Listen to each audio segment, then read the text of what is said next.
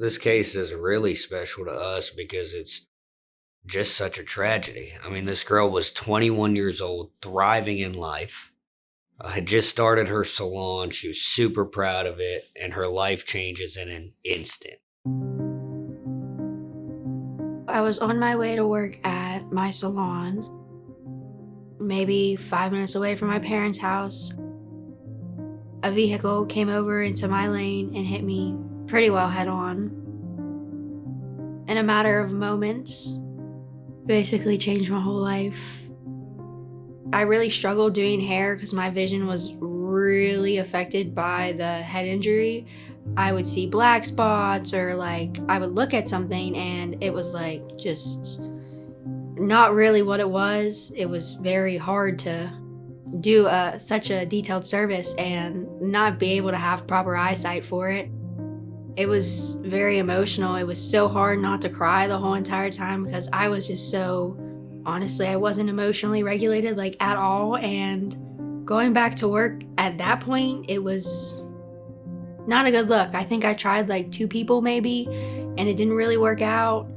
So she came in with her mom, she interviewed us. We encouraged her to talk to other law firms, go with whoever she was comfortable with. And I do believe that they met with 2 or 3 other law firms and decided to go with us, which was high praise, I think. I mean, she was comfortable. And that's a big thing. In these cases, you have to go with who you're comfortable with working with, because it's a very intimate thing for 2 to 3 years as the case is ongoing. I could honestly tell just sitting at the table that he was just a very honest, straightforward dude, and he was very, very sincere about the whole entire thing. A lot of people, they look at something like that and you can tell they just start to see money, and they're like, oh, well, we got to go to here and there and do all of this with these fancy doctors. And Chirag was he just took the time and he actually listened, and he cared about how I was feeling and what I was going through. And he just seemed like a really good person that would help advocate in a way that I really aligned with. She would tell us about these debilitating migraines where she'd have to turn off every single thing and could just do nothing except be in her room and cry. It affected her relationships, her personal view of herself, and she's got this scar with, limited hair growth in the middle of her scalp. So it affected her self-esteem, her image, which is really important for a cosmetologist. But more importantly, it took her out of work. Chirag hooked me up with my therapist, and if it wasn't for her, I don't know if I would be here at all. I was in a really, really, really bad place, and I was having little to no success managing it at all. The doctors were trying to give me medicine and my body wasn't agreeing with it, so it just kind of made everything worse.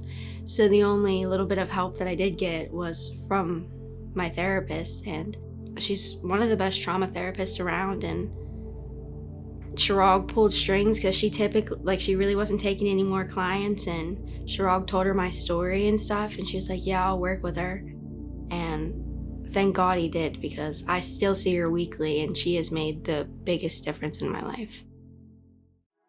This case in particular does fall into the motto of fighting for the little guy. And that's because, on the other end, you got an insurance company that's not understanding how this injuries change this person's life, especially when the objective findings and the testing and the radiology is coming back to say there's no visible impairment.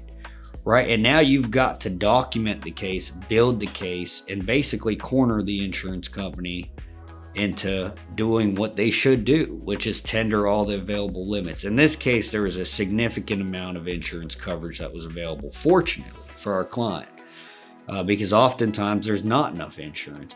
But in those cases where there's a significant amount of insurance coverage, you're always fighting for the little guy, because the insurance company does not want to turn over and pay what they should be paying. So really, yeah, you're against the insurance company, who's a corporate giant and, just is interested in making a profit. And you've got to build the case, put the case in front of them, and advocate for the client, who in this case would be the little guy. He honestly really protected my, I feel like, emotions throughout the way. I don't know if he even knew he was doing it, but there was just like little things where, like, honest to God, like, I can't even handle like the minor changes like in my life. Like, I'm still like healing in that aspect because it was just such a large amount of trauma and my brain really still like struggles. And so, like, if there was like, my case had a lot of hiccups apparently, and we kind of talked about them kind of like after the case settled, and thank God he didn't tell me, because I would have been like, oh my God, now it's like not even like, like worth it. Like, it would have been really bad. And I don't know if he just kind of knew. I don't know if it was like the lawyer instincts kicking in or him just knowing that, like, as an individual, I could not handle anymore. I don't think I could have picked a better lawyer.